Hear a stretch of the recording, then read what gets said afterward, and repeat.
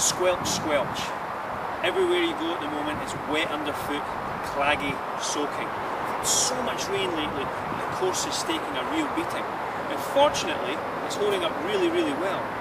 However, it's getting dangerously close to winter time, and there's things that we can do as golfers that will help maintain the condition of the golf course, make the greenkeepers' jobs that much easier, and keep Eastwood playing in the best condition possible for the time of year and the conditions that we're having. So here's some of the do's and don'ts and some course etiquette that will maybe help maintain the course to the standard it's at, preserve it a little bit through the winter and make it a better golf course come the start of the season. So let's have a look at a few of those do's and don'ts on the golf course.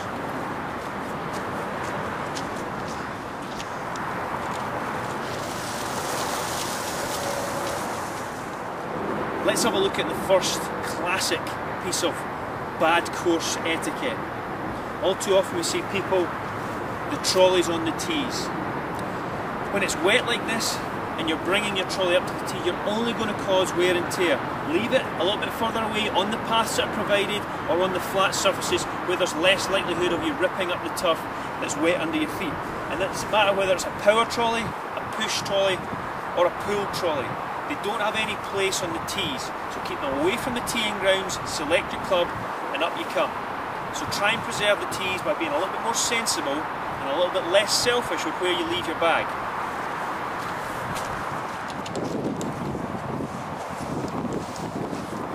Do be very careful going down many of the slopes at Eastwood, especially for those of you who use power trolleys with big bags. They're heavy and they're going to drag you down the slope. Underfoot, it's very dangerous. Lots of people over the last few years have slipped, sometimes even breaking an arm, but definitely hurting themselves. So be very careful about the routes that you take down many of the slippery slopes.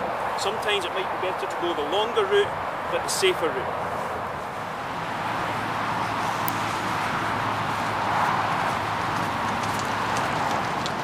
This is probably one of the biggest don'ts.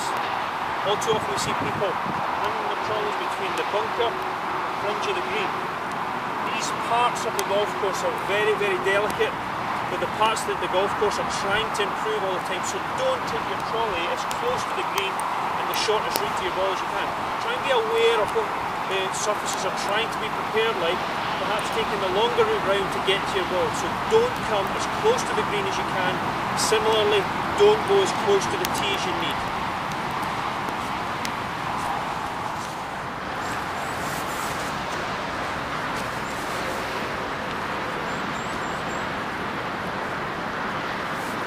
Do repair your pitch marks. All too often, poor green surfaces are caused because people can't take the few seconds to repair the mark that the ball made when it landed on the green. Even if you can't find yours, repair one and your job's done and your conscience is clear. If you repair two, all of a sudden these pitch marks will disappear very quickly. So remember, be prepared to do what you can to make this golf course better. Do put every single divot back, regardless of how big or small you make it. Make sure it goes back. For one, you wouldn't want to be stuck in that hole, but two, if you put it back, the grass in it's so much quicker and the fairways, they remain perfect. So do your bit, get the divots back in the holes.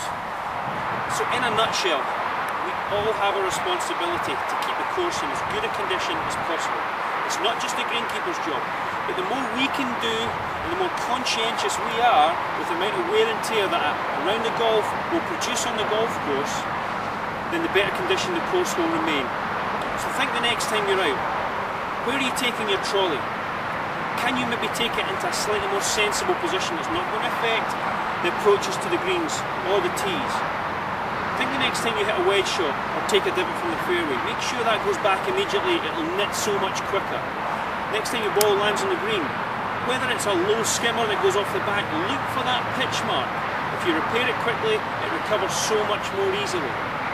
So remember, we all have a responsibility to make this course in as good condition as possible.